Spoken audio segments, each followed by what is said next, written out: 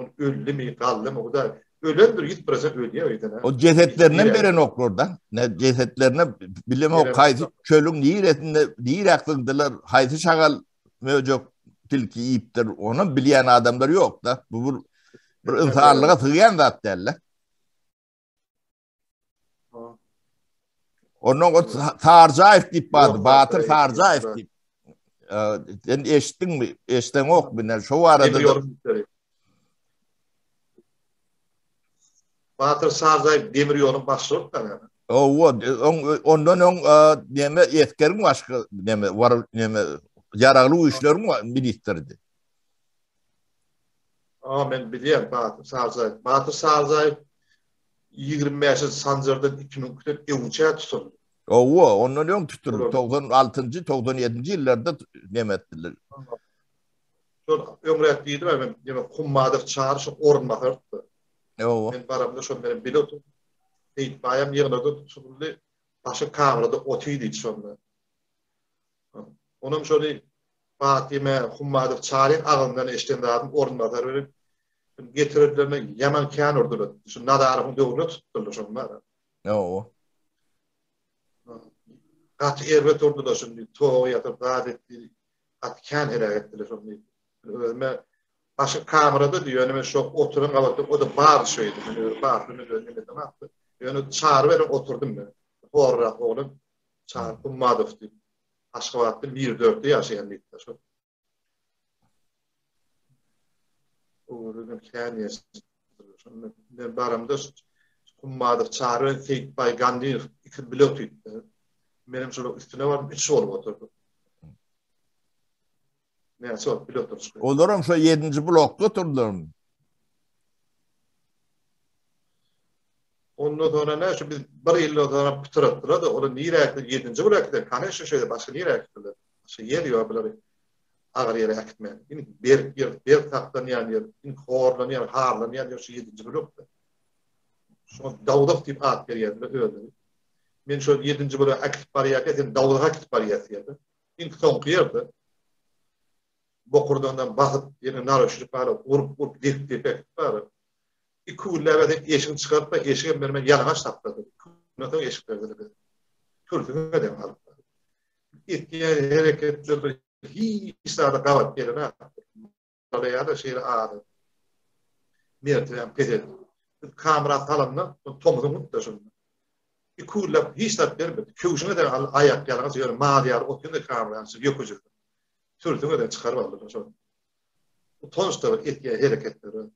İkiminden sonra adam egneşik verdi. Egneşik vermeye bir yemin de bir haltı yani bir yokumum yok. O işin yerde fayda tap yerli. Bu da bizim anlam. Kat da innan o bir yokum da yok. Onu aşır Terçaev tip vardı. Agroprom Bank'ın başlığı vardı. Terçaev ben biliyorum. O diye aşır Terçaev. Terçaev aşır.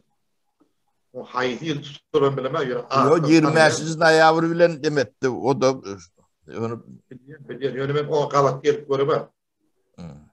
Ben kavat ayırdı da adam kaldı. Ne adam bu. Onun Geday Ahmedov vardı. O da giyicirak demettiler. Başka da at bilen demettiler. Yemek Geday Ahmed kaydalarını çeyacıdır hakimdir. O. Yemek Belgrad 30 Belgrad şu ormanlardı şu. Şöyle bile boros kayıt yani yanlış mı? Yo Belgrad 30 Kagaban ormanlardı. Kagaban ormanları. Ben de hakim olup bir şeylerde geçtim bir de çeyacı. Öz dilinden eşitliğini almayıp yani. Şunların bir çıktır şu. Ahmet Gedayev çaycıda hakim dedim. Benim şöyle geçirdi. Ormanları al vaktine dedi. Bir aydır onun için ben bilemem. 30 Belgrad'ın ağzından eşitliğini almayıp yani.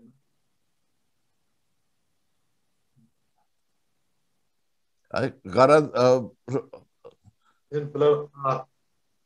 atlı avraylı adamlar ne taşında ne medip görünler o 4-5 tane kırıban başlığı şu tayda yankı 7. bloktu oturdu da. Taparteydi.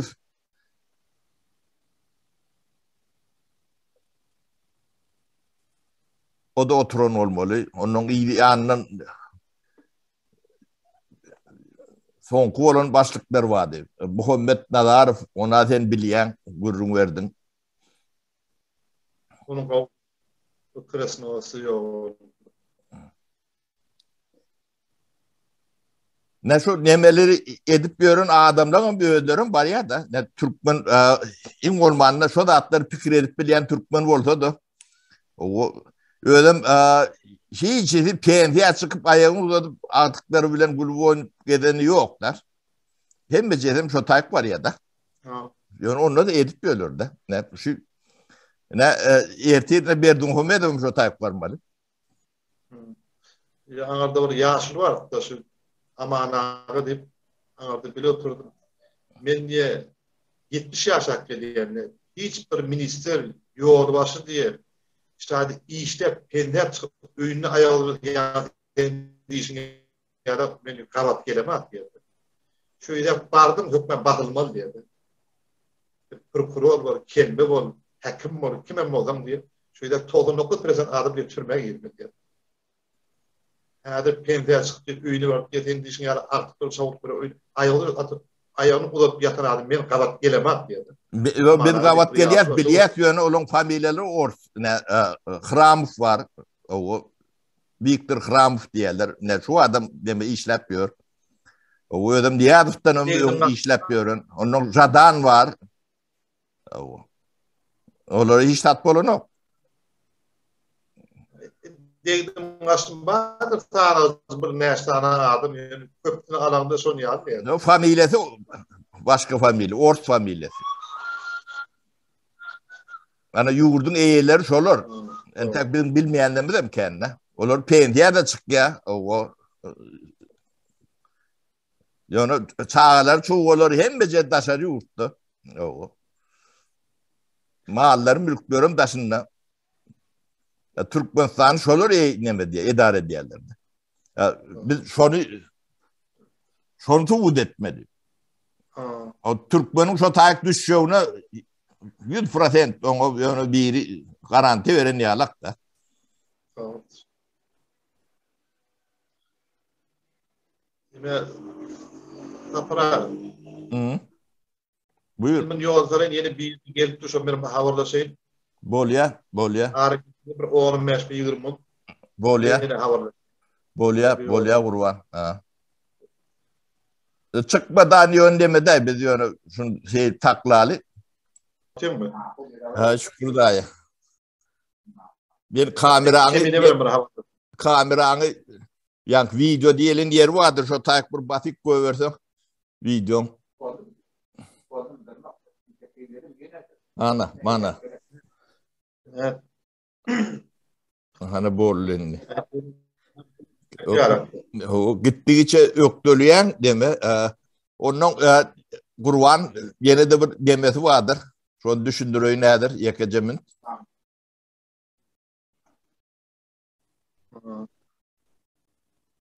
Buyur kurban. Ama sonra. Ay o da şu an Muhammed var şunu 15 bin kulleştirecek şu Muhammed'i. Ha bor getir Muhammed'i. Muhammed'in beğerdi şimdi daha çamdır Karakul'la beğerdi iştiye şu an. Arada asabı da şu ıstıroyla işleyen olan mı? O niyadıma düştüm Muhammed. Onda bolya Muhammed'i. Beğerdi bu imeniye yanına karar.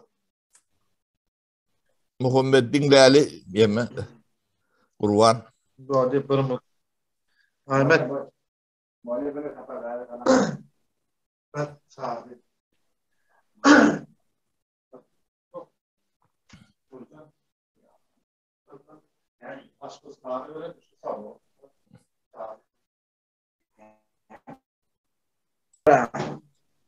Ve aleyküm Muhammed ve aleyküm o dinleyicilere adını, familyanı, doğulan yılını aytsan Muhammed.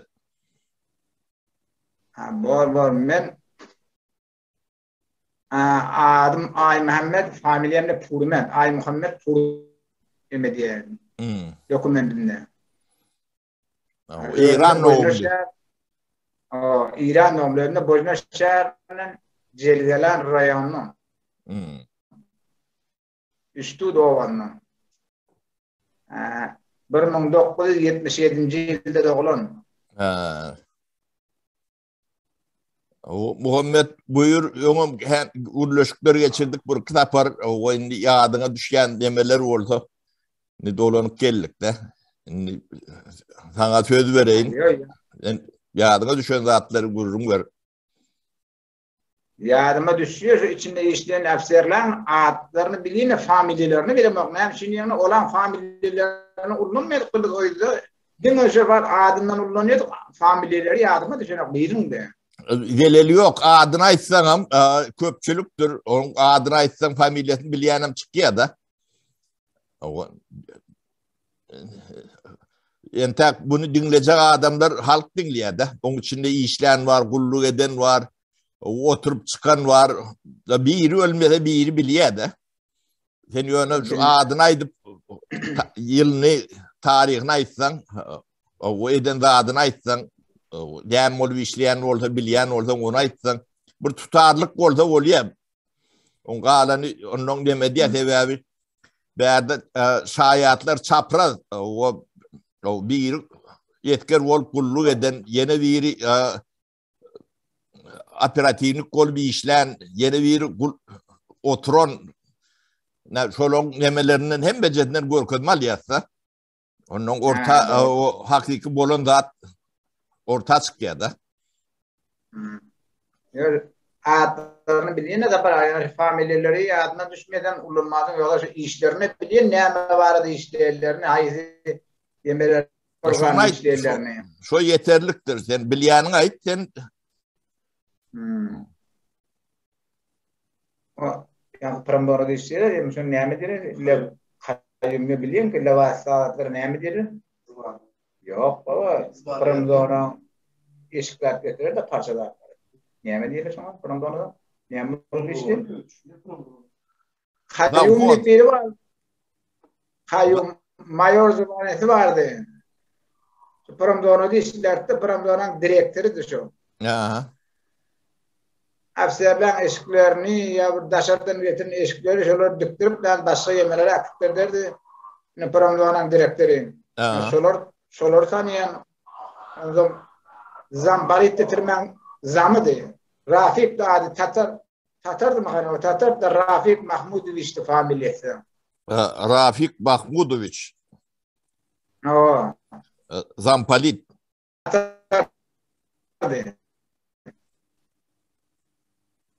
Zam mı? O Zampalit değil ya. Zam oluyor. O.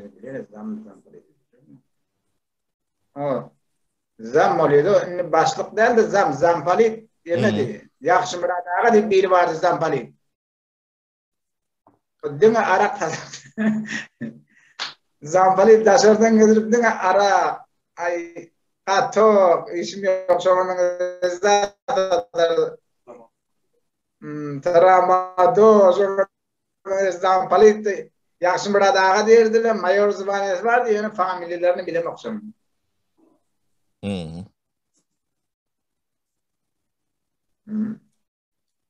Yine biri işte şeyde Pramdoğan'ın direktörü de o da adi admışmıyor. O da bir Ermeni diyor da.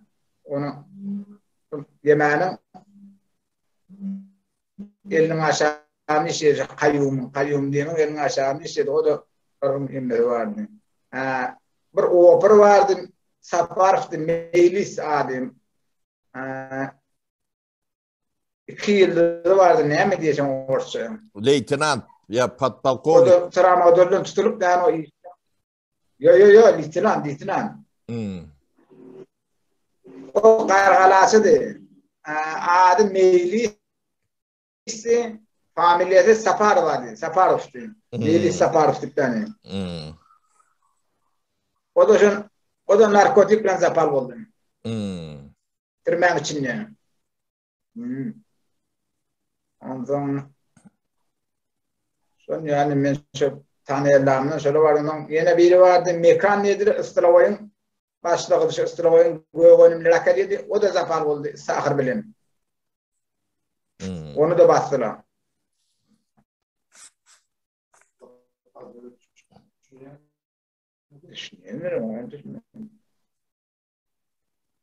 Zapal sizi düşünüyor diye. O Zapal sizi yele düşünüyor düşkede. Sonra O düşünürler.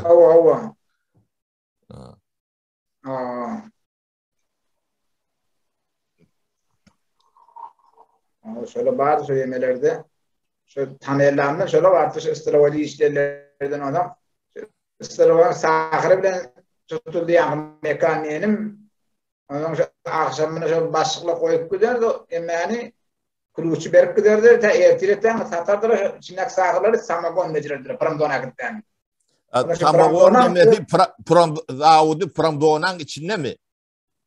O Pramdona içinde yani o Tusoğlan yanından ayrı yerde. Tusoğlan da aslında bir ailetin kayatayla divar var, isteyene var. Onun Tusoğlan otaya işleyen Tusoğla var. Pramdona'da işleyenler var. Bir 400-300 adam daha yani. Onun şunun içinde Tusoğlan öyle işleşir.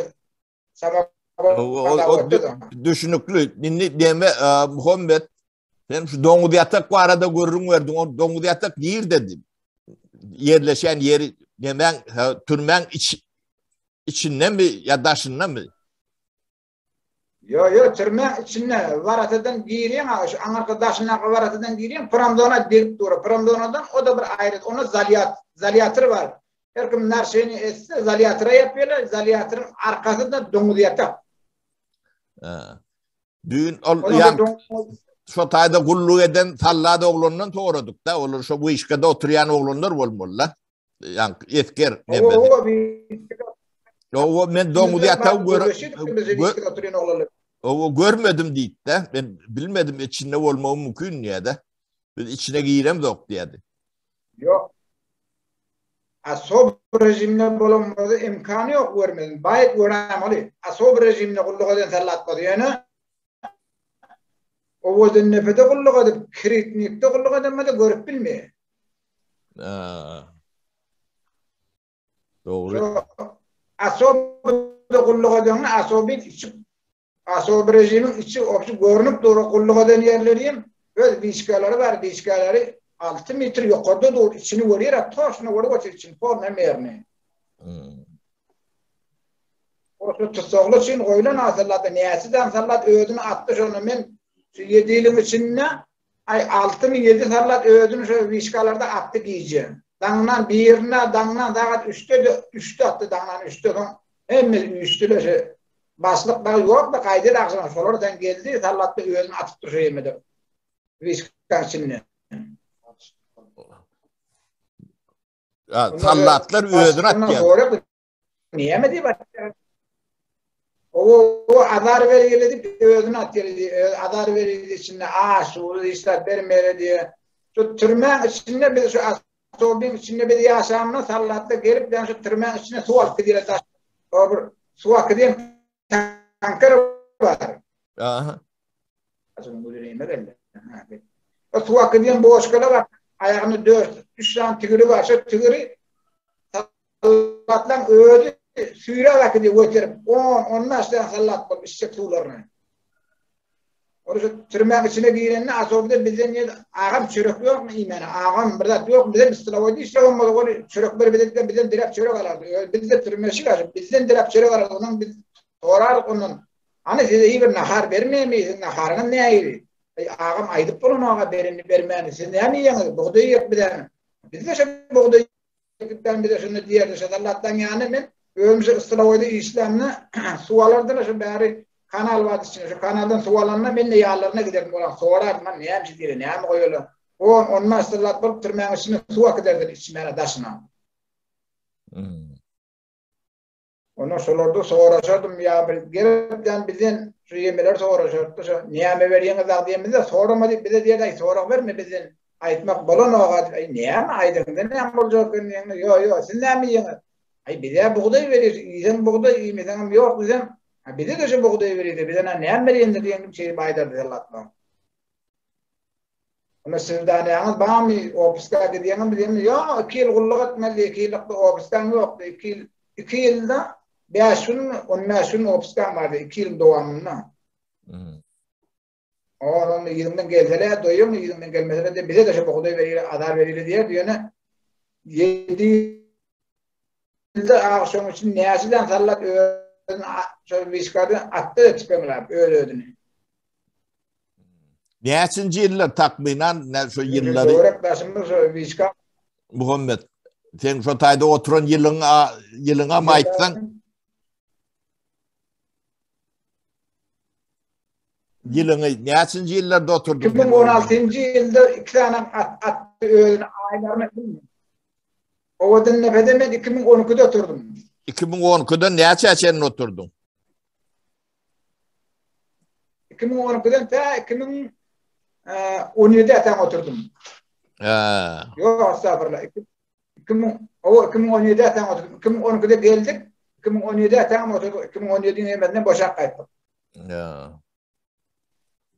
Şoňa men görürüm şu sallatla iskalarda şundan atınca kıyıqrar durur diýekler qowmi bani biri-birine soňadan bizde şu içinde prokurorlar gelirdi zatlar gelirdi onuň men hiç ýatmadım şu prokurorlara kofi demläp bererdim çay demläp bererdim naharny getirip bererdim ola da şu içerdir şoň içinde bolýan bir dinjaliň ýerleri bardy şu dinjaliň ýerlerine Adakçıdır dan atınca yapmadır oturupdan. Onun meşhurdan atınca men otururdum şu an yani yerlerinin bir signali var. Signali basıya neyme kofiye gerek. Kofiye kızıp veriyen. Onun yine signali basıya neyme ay man nahar gerek, kapmaç gerek, neyme gerek, kızdırıp getir. Son yani yaptı. Dan atınca men şolan yanına karavudum. O geliyenlerin prokuror şu yani sülçü prokuror şolary ala adamlar geliyor. O sülçü geliyor, prokuror geliyor, şimdi başka kemben adamlar geliyor, kembeden gelirler, akşamına kalmayıp. Prokurorla akşamına kale oturuyorlar prokurorla. Velayet prokurorda bazı mahtum nerediler, o da daha soğuduldu. O da kehanelerde beterdi öyle. Kehan içeride kalma vakti içip yatık kalardı içine yıkılıptan yertir, onu götürüp banaya kıdırdılar. Daha dediler, hiç kim ayıtmadılar, daha başkında gelince. Bazar mahkum. O bazar mahkum öldü daha soğuduldu. Mayor zamaniyeti vardı. Öldü prokuror. Prokuror o öldü prokuror. Velayet prokuror olmadı beyleki prokurorluğu yanlar. Yaşlı adam öldü aynı. 60 yaşına da şeyler öyle yaptır. 50 burada 60 yaşına da bazar mahkumu.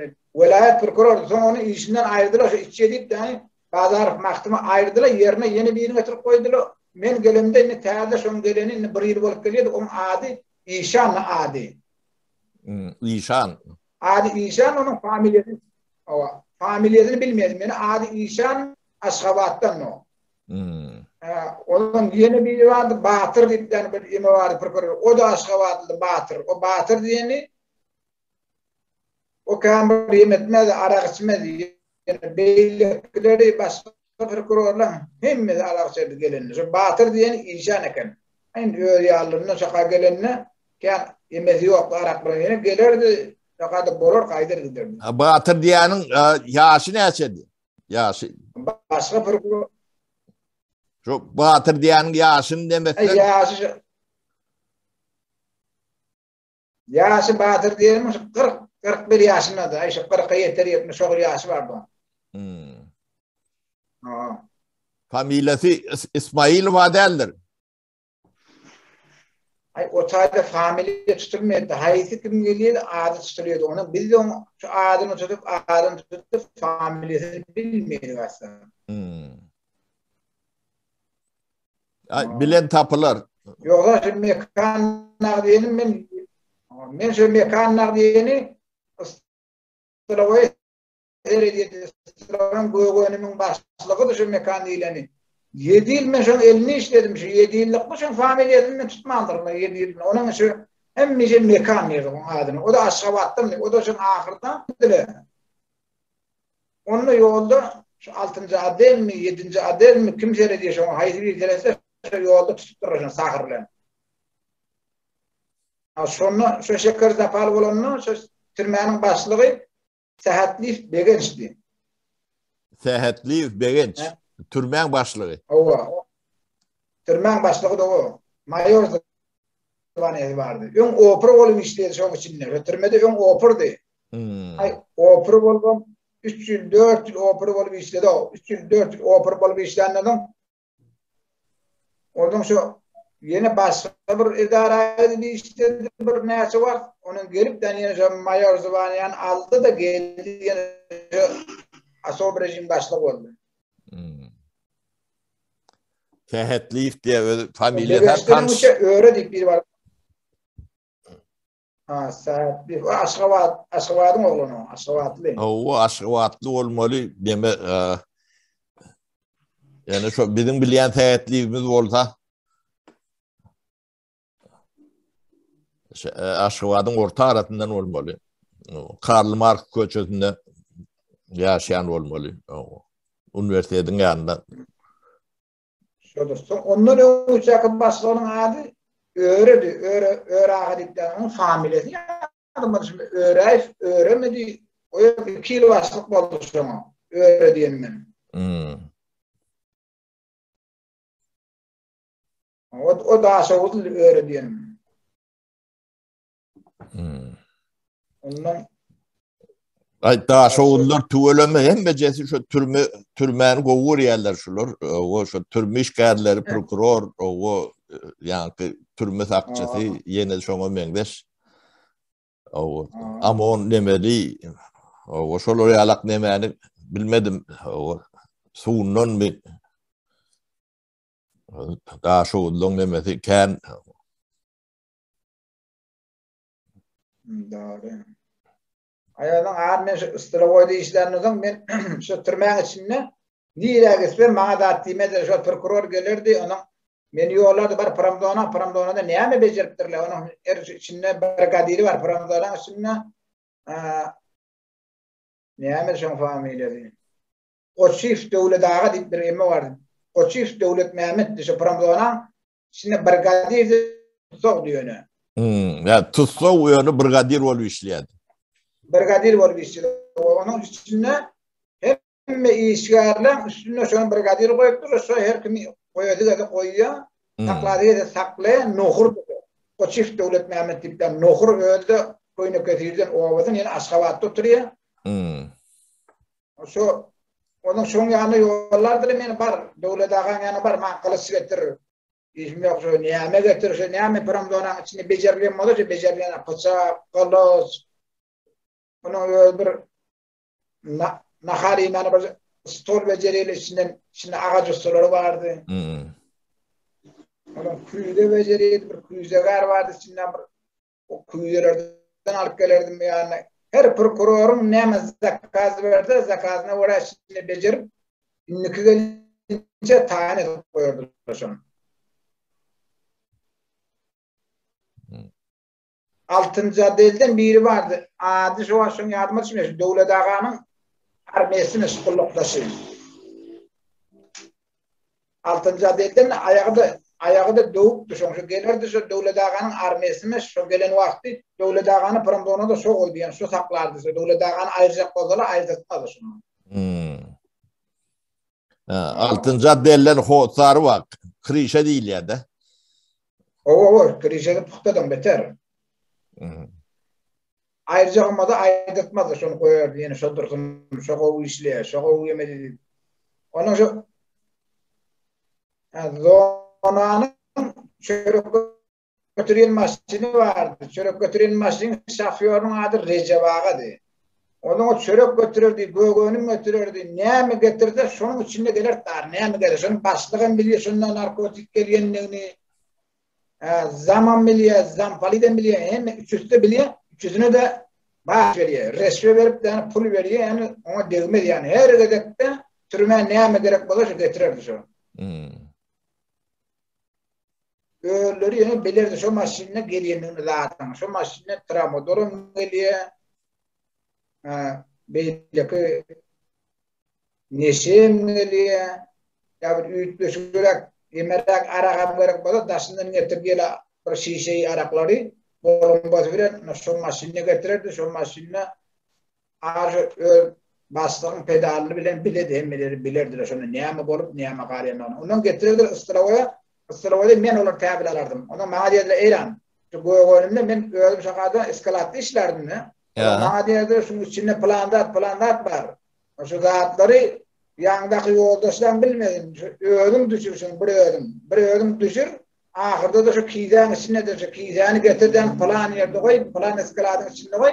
Yok akşam gelen vaktları bir gün planı deyip at tutardılar. Şu tutulan at tutarları öğlerinin getiriyorlar. Doğrudan içinden yollayla anladın biraz arayanlar dolardım. Ondan sonra işlerin hem ben bilirdim näme bolup näme gali ondan sonra yemede ben ölüm düşürürdüm. Maşini bäri vururdum maşini çörexanan öňüne şakada ölüm düşürürdüm. Ahirrağımda bir kiydan içine belli de diyen zatları onu getirdim ıskaladın içine koyardım. Ola kaydıp giden wagtda akşam joyan tutuqla getirip tutuqlara verirdim onu. Akıdık yani. Şoň üçin maňa da timedir men şu türmäň içine niýe gitsem gidiberme şu türmäň içine Pramdona gideýin, Sançasa gideýin. Ondan yani o Doňgo ýataga gideýin, Zalyatry bardy Doňgo ýatagyň ýanyna. Doňgo ýataga ýa Rafik diýen şu Doňgo ýatakdan gelmez o. Tatar. Mahmudoviç.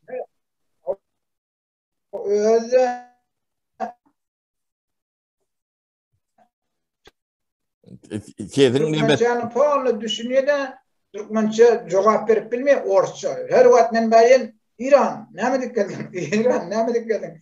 Ay benim buğday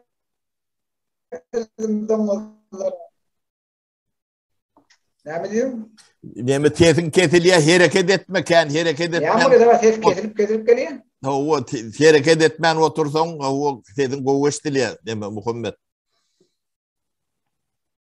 Muhammed ölýän adamlaryň cesetlerini ýere gömýärler. Dädip çykarýarlar. Şo zatlar barada biraz gurrun bersen, görende atlaňda.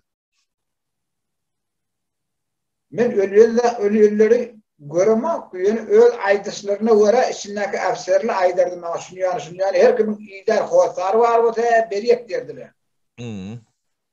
O ýder howsary bolman suratynda olary akydely öz bir demet goýan şoňa akdyp taşlak goýulýar şeýle akdyp goýmeli o şarga ýe şoň bilen tamam barkydy gömme diýerler onu akdyp bir çöre taşla diýerler. Bat bira ýüklen adam bilýär, bira nakdylan adam bilýär, başga adam bilmeýän ýyla barýany diýipden içindäki äfserli gurrun berdi maňa. Onun şu bilim diýerde siz diýerdi şu özüňe nämetler, sizin özüňe şok edip benim ýok, bizim İran pasportu var, ýa Aliya, eýle bele gurrun berende ýok diýip şu oğallı da ölüyor oğallarda akıdıp şu yanına bir yere oklak koyuyor diye ya gömüyor koyuyor idemellerini madarlığa akıdıp gömmeye diyordur onu. Kanada bölüyor mu? Kanada ölüyordu. Yani yılın devamında 50 adam da ölüyordu Sançası. Ben şu Sanças'ın yanına ıslavoyun yemesi bilen isteyen edip bir Sanças'ın.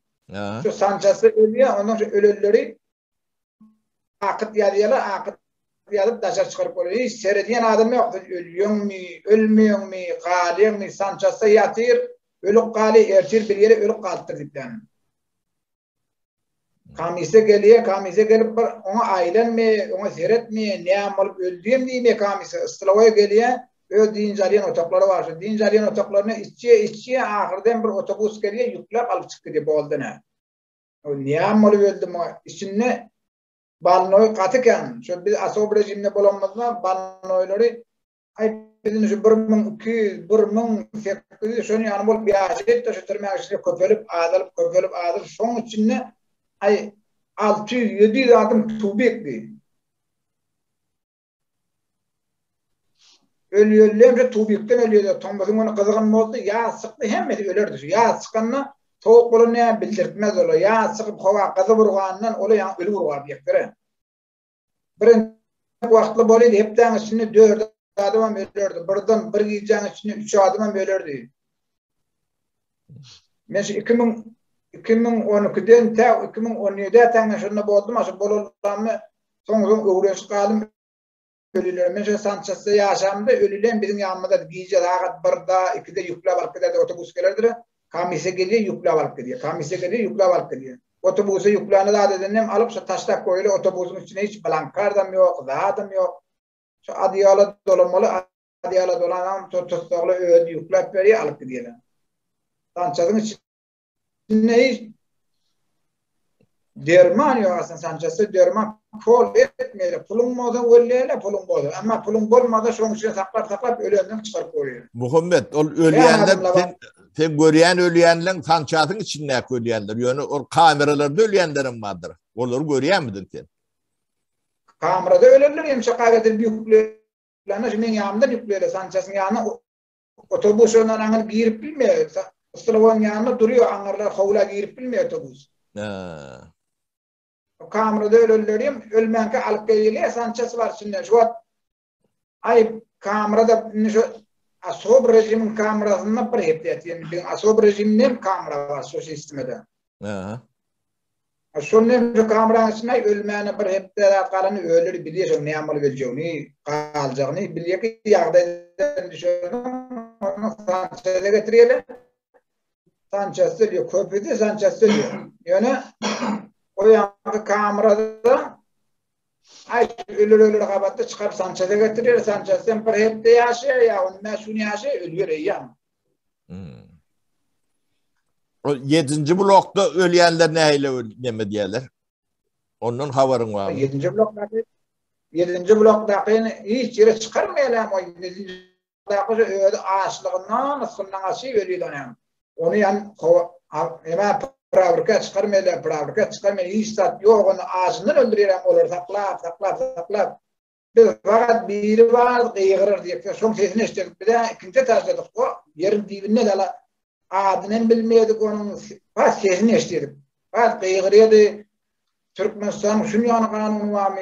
Sünyan kanunu var mı Türkmenistan'la haramzadılar hemmeyeniz nasıl atışıp İşte bilen o Hudaý tarangy, Hudaý bilmeýäňiz şeýdip ýani kıyırıp sesilerdi danna. Edil danna zagat namazda turmady, biz namazda kılmada şu fakir şonu ýani kıyırırdı. Sesiyem battı, zaten etdi bir açdy bir ýyl goýda şonu ýani biz şoň sesini eşitip, şoň göremizde mok sesini eşitip, şoň bir diýerdiler. Ay şu 7. blokdaki yatallar, şu Niyazıf'a turur ederler, şurada içinde ölmen kalaları var, şurada şundan asfır veriyor, şehitten kurum verirdiler. Asob rejime gelemine ben afserlerden soraşardım. Şu 7. blokda kimle yaşaydı, kimle boluyordu, kimleri koyuyordular sonra. Ay ona siyasi, şöyle biz bu arada sorap görme, ey niye mi sorma, şöyle, niye mi çektin sorap şöyle, ay niye mi sorma, kim şöyle, bir yani narkotik bilen yatanmaya başka, yok ola siyasi, önkü prezidente, önkü yaşla karşı çıkarlar olar hemen öldürüyorlar şöyle yani olar boşanmak yok olar fat ölse tamam böyle şeyleri ölüyor ondan bir halta sarıyorlar bira yüklen milyon diyordu biramdan akıp taşlardan gelen milyon nire akdilen nire koymuyor olar bilmediler diye şöyle kurum verirdiler. Üstüne oydu ki arak serdiler arak serdiler menine yağlarını şöyle araklarını getirip verirdim, zatlarını getirip verirdim, nakarlarını bir şey yedik de solam. 3 adam bol bir şey üstüne oydu. Men Mardan Kurbanov bayramını bir vardı o poğurdu. Kulhanov Sange deyip bir vardı o da Mardan o üstüne oyun ödeyeme bargadiydi de solam. Men şu iskalatı istedim, iskalatın kuruluşları da atlar men eline şöyle iskalatı herif. Sonra ola içip o peyamlardan sorardım ne hile boluyor, ne hem şey diyelim. O şu peyam olan vaktları kurum verirdi. Başka vaat öldürsem ama aytmıyorum. 7. blokta olan vakalar şoğullu baydardı.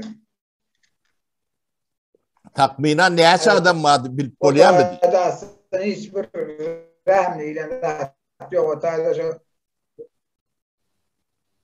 bir de aytmadılar. Biz de bilmedik. Yönü aşağıda 10-11 kamera var. 10-11 kameranın içinde her kamerada bir adam yaşıyor derdiler.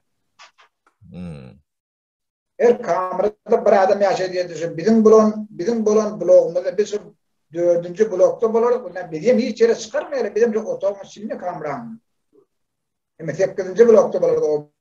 8. blokta bulanımızda biz de bir kamerada bizi de hiç yere çıkarmayalım. Son içinde 3 yıl bize hiç yere çıkman yattık yöne.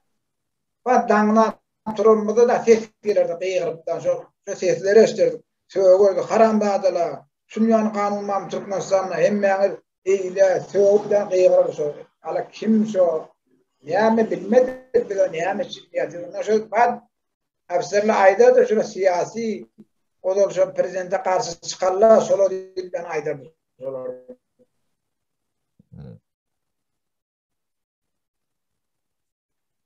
Doğru.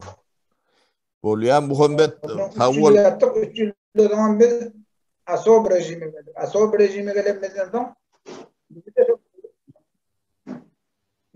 para yeme şu amorlar var arada biraz görürüm versen. Hep de ne açı tapar geliyorlar. O gelişlerini aile, gidişlerini aile. Şondan sonra hani öleyen itten köp öleyen mi? Mahip mi jürüp köp öleyen mi?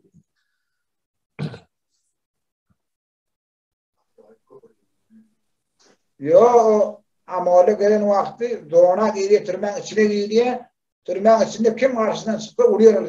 Dövüze mi işiyor ola, ölüze mi işiyor? Ne mesela işiyor ola. Bak geliyor anırdan bizi özüne maskekli kara şapkaları var. Şöyle giriyor, içine vuruyor, içine ne medattı boza. Şumona deyip alıp çıkıyorlar.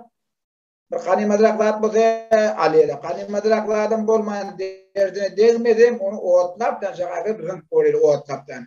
Kanimatlarım Aliye'yle bari geçiriyor doğanın üstünden bari ıslavoyda biri var. Kulhanov Cangi dipten. Şonu berk diyorlar. İnniki gedek gelince satıp pul koyuyor yani. Ay yere giyiyor. Kanimatlar boda Aliye'yle ürünü düşmeyen adamla o uruyorlar. Dövülüyor mi? Ölüyor mu? Yani adamları mahvettim. Şimdi vurup kapırgalarını kendi adamla kapırgalarını dövüyor. O yankı o Kurban Ağa da burada yaşardı. Yürüyü çekildi korkusunda. O da İran'dan, biz de İran Türkmen yerdik. Ay onu öldürmeli üstadı, onu evine tabli vermeliler, o ölüyor, bir sefer vuruyor, ölüyor, iki sefer vuruyor, ölüyor, onu şuydu ölüsüne akıdacak bir de onun. Şokuluktan bana vurulmadı, benim ıstırava düşen sesim çıkarmadım, benim burada dediğime beni vuruyor, onu benim sesim çıkarmıyor, geçik gidin yağlarım. Ben onlara nakar akıdiyen, çilimlerini veriyen akıdıyım, sonra bana kurum verdi. Niye ben dedim şu Kurban Ağa? Dedim şu benim İran'ı oyum İran'ı sen niye dersin? Ben Boznur şehrine yaşayın. O Ümmü şehrinde yaşayın. Daşını bildiğini tanıyordun mu? Yok tanımıyor. Daşını bildiğini yok. Yani şu aya geledim tanışıp oldum bir tane şey dedim korkusuma. Burada diyeceğim ama seni vuruyor. Fark etmiyor. Ay onu bir kadar vuruyor İran'ı ölüsünü beriyek dedim ne? Ne kadar vuruyor ölüsünü beriyek de İran'ı dikten şokul vururdular. Her kadar vuranı zaman barardım ama kapırgasında koyurdular, elinde koyurdular, kellerini çiğişirip koyurdular, yüzünden çiğişirip o İran ettiler, yüzü de tanar yani nerede yüzü de 2 yüzünden çiğişirip koydular vurup. Her kıyılım olsa vuranından gidenlerden yüzünden barardım benim neyem oldu, neyem koydular. Atsan barsan yıkılıp batıyor, atsan barsan şu amon geze, yılın yanına barsan amollar vardı şakada kontrolör 10 manat veriyen 10 manat verip geçsin görmeyen yoksa geçirmeyelim 10 manat vermeden. Her geçimine 10 manat veriyen. Neyine bar kaçacak işin başka. Onunla bar çalt kayda gidin. Çalt öğürlüğü bariyen 10 manat veriyen ay bir saatte değmeli. Bir saatte bariyen yanına o anağına her gedeklerine vururdular. Her gedeklerine vururdular. Biz seni öldürmeli. İran'a gitmek olmaydı ama. Sen şu tane ölüyorsun. Ölüyor. Şokuletten her gedekte onun beyleki içinde şu başlan öl yemesi olmalı bırakada şu şimdi bir narsini yedin adamla vardı hatta olur da yani uru akıttan yapıp koyuyor bunu. Bu yüzden bir kamera sistemi var sonra yapıyor indiki gerekli çıkman diyor. Birinde vakti böyle heptanın içinde 2 kayta 3 kayta geliyor. Birinde vakti böyle hepte 1 kayta geliyor. Orada düşüp olmuyor Hasan gelip öldürü geliyor. Elden atmanka geliyor. Ertesi saat adan aydırıyor. Yer yaktıranla ola şakada. Aynı tutuklu yerinin turup durmanka geliyor. İçine giriyor. Finişka, telefon, adiyal, hep önüne götürenlerdir. Rengi dat bolmayım içinde. Sivitnoy dat bolmayım içinde. Bunun içinde tırmak öz adı olmalı deyip olur aliyana. O zat bolsa ya aliyana berde yine izine veriyor satıyor onu. O adam olmada yarın oğutları onun oğutlak oğutluk deyip yani öyle olan başına oyun tutuyor aldı ele. Ben biliyorum şuradan tattırıyorlarını, koyuyorlarını, neydi akıl koyuyorlarını ıstıra o zatlar oğutlama neydi dedi demir zatları oğutlardı. Ondan getirip ona innikine de gelince çilim alıp koymalı.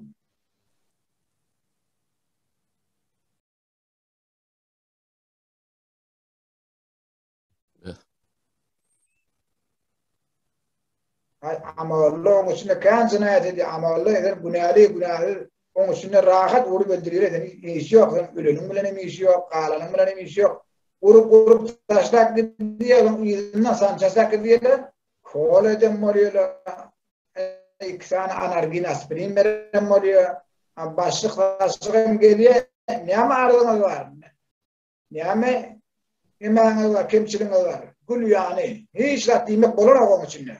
Kamise geliyor, içine giriyor da ona aynı oğluyla inşallah ay neyme febralda, neyme mayda kovuluk bular inşallah.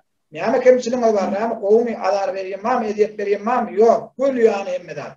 Hiç kim deyip bilmedi. Diyeceğim onun üstünde sen şah.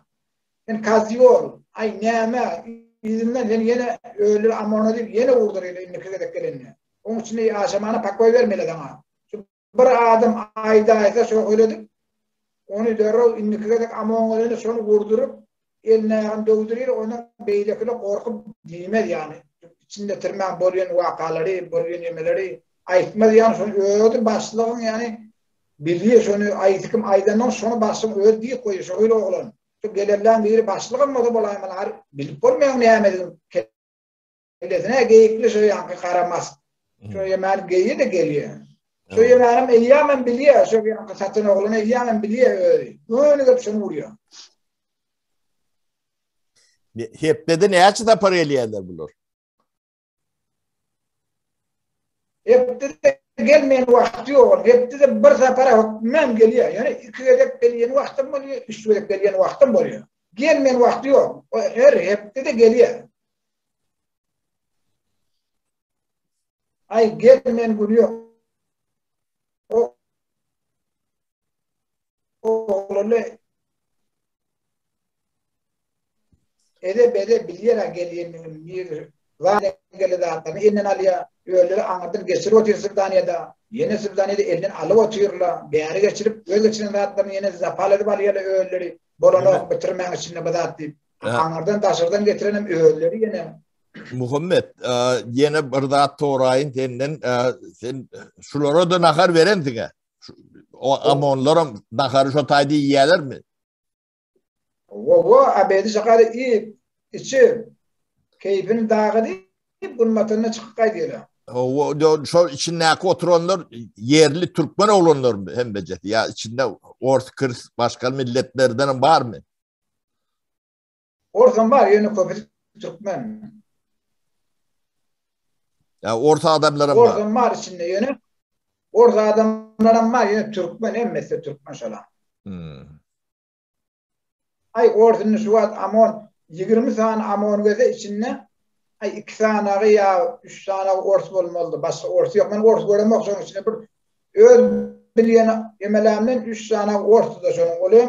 Gruppa gelirdi. Birinci gelen vaxtlar o ort yoktu. İkinci gelen vaxtlar ort vardı. O ortada köprüğüm şafıyor ortada. Şafıyor ya başlıktır. Aşu ortada köprü yemi balık geliyor. Şafıyor şu an benim işrak emelerde ortada vardı. Yani köprülerle Türkmen biliyorum bu Türkmen olan.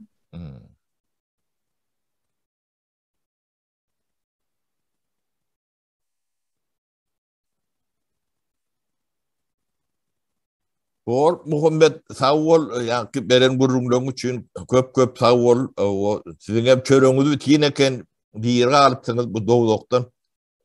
O hala bizi çınından seyretti. Bir de son yanık yani men ödeme sılavacı işte men hem tanıyan İran yani adımı bilmediler men adımın ne yaptığını. Hem de geliyor İran, hem de geliyor İran hep atıştırdılar ondan Amonum göze, adım göze ben emişi söyleyen nahardat berenneden ola hem benim tanıya. Benim işleri yok. Sırada bir işlerle olara değmez. Zona da akılları elbet vurdu beter. Zonada yaşarları, burada yaşarları. Ondan yalandan süperente oğullarla var. Sançası ödün kesiye, ödünün aşı kesen oğullarla var. Solarda urup zalyatırda akıllarda kesen yerini depelap duğ sepeli. Bana de Beygirdir ama İran duğ getirdik yani. Şu zalyatırda ödün kesip narşın yerpiden oğullarla var. Solarda urup yankı yarasından. Olan köprek Türkmenistan adamları öz gepini yemekçik bolup başkaları ardı veriye başık çağırmaya buğda yapıklı yatır biliyorsun çağırsa buğdan çıkar deyip kayışacak ya yenavrat deyip kayışacak ya son için ardasını almaya benim maniye. Alman ardan yırtık görüyor. Hiç ardan almıyor. Ondan ola çağırısı uğrap öğünü kesiyor. Öğünü kesensen ondan çağırıyla ne yemedik kessin seni öğünü. Ne yemedin problemin var. Ondan aydiyim beni o dünyanın buğda yatıp bilmeyen tağatım yok burada. Ölüp barayın, demim tutuluyor, kızgın, kovasında yaşap bilmeyen. Onu ne yemedik yaşap bilmeyenip onu zalyatıra yapıyorlar. Zalyatıra demek yankı amonun çağırıyla amonum hep de gelip otur, rahat hep de iki veremeliye, üç veremeliye, bir veremeliye aslında hiç geliyor o en işe. Sonra onun yankıları ıstıravaydan bana doğuda kaldikten, bana doğuda kıttırıp yankı niyetin kesen moda sonra ayağı bilen depeler kanadıp sonra doğu tepelerdir. Ayağı yemeden yerine. Üç tane amon moliye basalap duruyor. Hiç eli bilenim saklamıyor. Boynundan masaya, ayağından masaya. Niye kesen moda kelin yerine doğuyor. Hani niye kes? Ne kadar gelende boynunu kes. Niye neden karnını kessin? Ya elini kessin. Elini kesmeli değil. Yine bıkıyla kesmeli. Bıkıyla yemek bellikten şu yankı depeler, yarasını depelerden kanadıp yemek yerler. Doğuyor. O da kıyıgır etedin gittiğine öldü. Ya sen ölecek mi?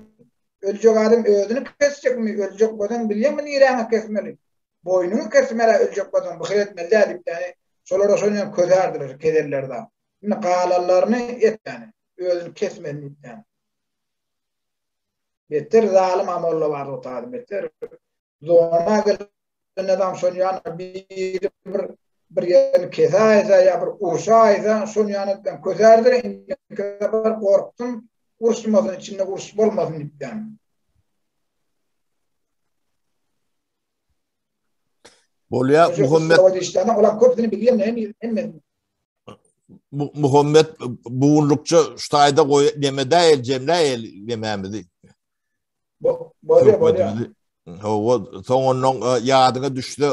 Havar ver yine de yankı ne kurban ağa ben tapya. Bolya. Bu hayatlı etmeli bu iş katı ulu ayrılan iş o hakikaten doğduğun hayatları siz o ödünüzde kovuz eredin o bu da atları suyunda çıkaralım o gayret edin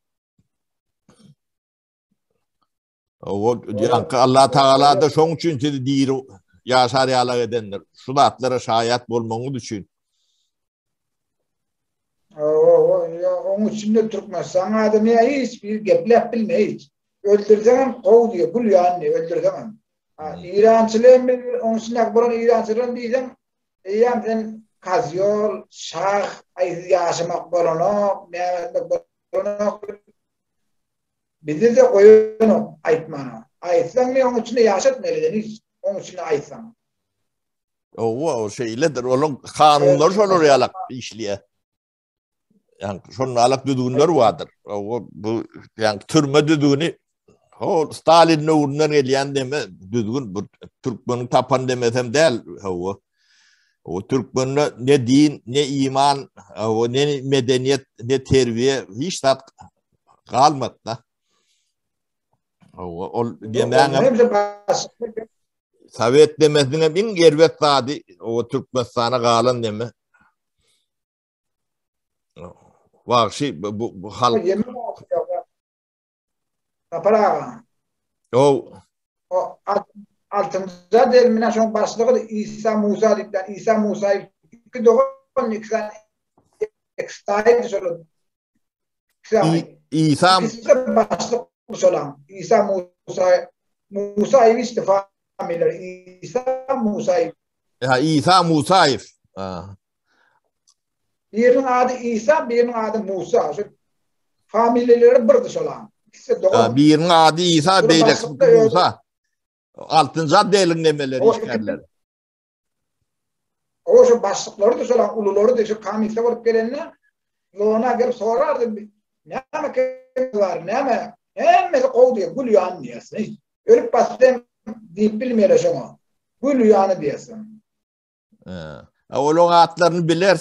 O İsa bilen Musa olsa, o 6. addelin başlıkları olsa. O ikisi de şu diyor. Kamise olup gelen vaktları. Ne mi ardı şikayetiniz var, ne mi kemçiliğiniz var, biz ona gelip girenine emmeden ağaç, emmeden meriz, bal, no, ölüp batıyla yani kul yani diye emmeden. Ağzından kanır beti tuğbi gelip sorağında kul yani neyiz, ölüp batıyla neymiş ona da kork. O ne Türkmenistan'ın içinde de şu düzgün vatanımız gül yağlak, asmanımız duruyor. Bir bağıtlı deyip o çapak çarpıyorlar. Televizyonda da korkuyandirler. Ay içinin yanında sarıya olan öyle içi arayana hissat deyip bilmem korkusunu soruyan ki emmedat gülüyan diye korkusunu. Daşında da şunun alak. Daşında da şu yankı o dönnepe türmeler bilen korkuyalar adamları. Onun daşın akılları dağdırlap durun halk kollu da. Şu atını o elinizden çıkarıp beni size adatlığa çıkarırlıysa da korkuyorlar şu atında. Şu at halkın dilini, yüreğini aşağı korkuyorsa. Hayır Türkmenistan adam ya. Türkmenistan adam ya çıkıyor diye öğreden o canı çıkıyor Türkmenistan adam ya çıkıyor yani. Başka yerlerde gelipten çıkamadı öyle ya bir Türkiye ya İran'a gelipten çıkamadı. Oğlu günahı 25 yıl verip de yapıp koyar burada tapmadı Vehhabi değil, tapmadı Vehhabi yapıyor. Hova. Ya Şaşoğlu'da da var alıp geliyor neyme Vehhabi. Oğlum şey Allah gelip defelap. Onlara da yankı seyredilişi katı ervettir. Olara da seyredilişi katı ervet. Olara da şeyle bir kıyıgırıyla uğrun vaktır, amon gelen vaktır bir sesini işledik şarkı yığırıptan. Bizim yine kameramızın ola anırıyor de bir de bari seslerini işledik. Ola eğimin çıkıyırıptan sesleri gelirdi. Asobrojine gelende o yankışı amollu krita barıp o dennepe ikisi birden aso krita gelende de anne şu naharını beğendin bir şeyle asob rejimden.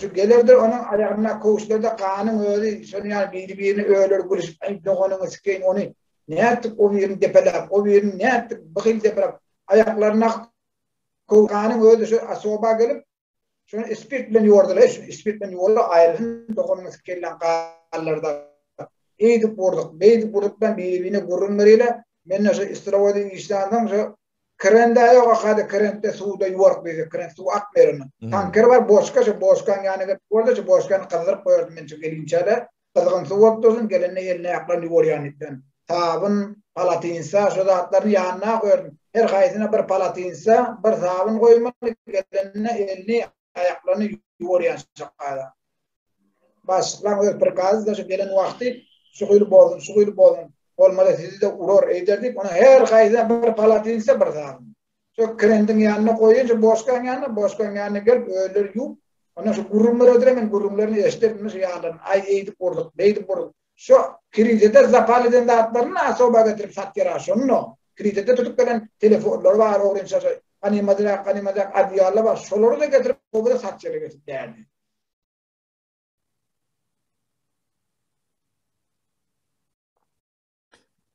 Bolya yeme Muhammed o epetli gurleştik inni bu şuunlukça tutayda Cemle eli Muhammed. Bolya. O Kurvan Ağa'da bağ olsa Kurvan Ağa bir nemet bir hoşlaşolu Bolya aytacak diyeceği ol bağdır. Böyle Kom yaşmy. Samaty. Gowu Qurban ne Muhammed ilimiz o kendat gurrun verdi. Bega her tapar gurrun verende bir ki jiyatam okda deme. O Hudaý taklasın. Bir ymsallyň nemesinde de bular ýalakda adam bolýan eken.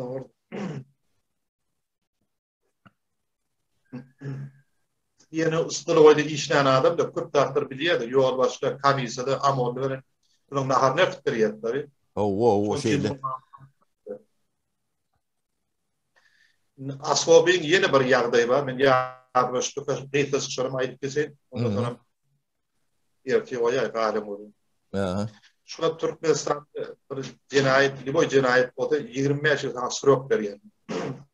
5 ýyl krite awdan nefede ýatyp turmady ýatmady. Galany 20 ýyl aňarda galy. Aswab rejimi baranda şu 20'nin 3'ten birine ýene sen borda oturmady. Bu da yapık sisteme de 3'ten birine. 21'in galanna 6 ýylan gawrak 7 ýyl ora şöýde oturmady. Ona şu bordan çık bolsam aşklan öz aýlanyýar. Ya ardy ýanyna barýar. Her ýylyna $200, $200 berden bordan çykyp gitýär şonda. Ona berdim. Bermeden de şol oturmady. 6 ýylan gawrak oturmady. Hem ýerde pul da. Buğru gurrun ver buğrun nämedigini bir gödöňde adamlar ýanky düşürýärler nemetsin. Buğur näýle kameralar näýle? Kameralar şu kritiýaly ýapyk sistemi de. So kritiýaly awdyn we kritiýaly ýatyp durýar. Ýöne ýeke jödüň oturýar. Yo, yekölük de var, ýöne köpçülik oturýar. 10 adam, 12 adam, 11 adam, 10 adam şonu ýaly oturýar. Ondan sonra 6 ýylan awran kamera sistemi 3'ten birde, galan sonra 20 ýyllyk 3'ten birini şu borda oturmady. Ondan sonra daşara çykar ýerler. Aswabyň görürümde. Ona şu ýylyna $100, $200 bahasy bar. Başda oşon töleýär, zowna da arakda var çykarýar. Bermeden çykaran şonu. Bahasy şu. Son berden şoň çykarýar. Bermeden de oturmak üçin kamerada ýapyk sisteme diýler. Son ýaly. Ýadyma şuka aýdyp hemme zat pul, näme ýemese şunu söylemeli. Pul olmasa ýene şu. Ara kamera biňe oturmak, gapyň ýapyp ýyllap oturmak gatyp özüň kritiýadan ölüp geldim beýşi. Ýene gelip ýene berdi. Şu kritiýaly ýapyk sistemede kamerada oturmaly. Hawol neme Qurban o Ataway men men garşdyryan men Ataway diýen taňa iňsoňy şu Atawaylardan olundy. O Ataway hawol işini ente kendir o bir ýatlan nemedin bunu suwdan çykarmasak bu wagşyçylyk gitdigiçe de mewjud ýa-da bu Ertir düzeler diğer ýalak ýagdaý ýok da. Bunu suwun çykaryp bu da atlan o 20 zatyrda bolmalyligini adamlar akly etip düzetmese bu hökümet döwlet şoň üstünde duran döwlet ol düzeler diýip olardan tama edip ýörer ýalak deme ýok. O döwlet diňe şoň üstünde dur da. O şu da atlary bir ýanky bir jemgyýete halka bir düşür ýala edip demetmelle. O ne diýri alan şaýatlar o taýdan diýri çykarýarlar ýagdaý hem däline 7-nji blok diýilinde o taýdan ýekeje adamam diýri çykan ok görün adamam ýok da ýöne isteýän aňartyndan görüp bilýän da. Senem gördüm diýsen isteýän aňartyndan görensiň. O taýdan ýörüýte diýri çykarmaýanlaryň hem şaýat bolmasynlar diýip deme diýerler-de. O teňe İranly bolanyň bir näme teň şantyň şoň üçin diýri alan bolmasa yerli türkmen bolan bolsaň ýa-ni aşwatly türkmen bolan bolsaň teňe bu wagt ne o dünýede o bolmaly. O çöreňi bitýän ekeni o bir ýerde taňryň ýalkan ýemeden ýerler bardyr bir ýaşlyk edensiňiz bir sowap edensiňiz bolmasa bu 17 ýyllap buň içinden diýri çykan adam Katı seyrek oluyor tabii. Şu gelen İranlılar içinde benden köp yatanı yok. İlk köp yatanı benim. Oo. Köp yatanı benim. Bolya deme Atavay 3 ayda Cemleli şuunlukçu. Onu ertir devam ettirir. O da bora inşallah. Bu sağlıklı görüşeli.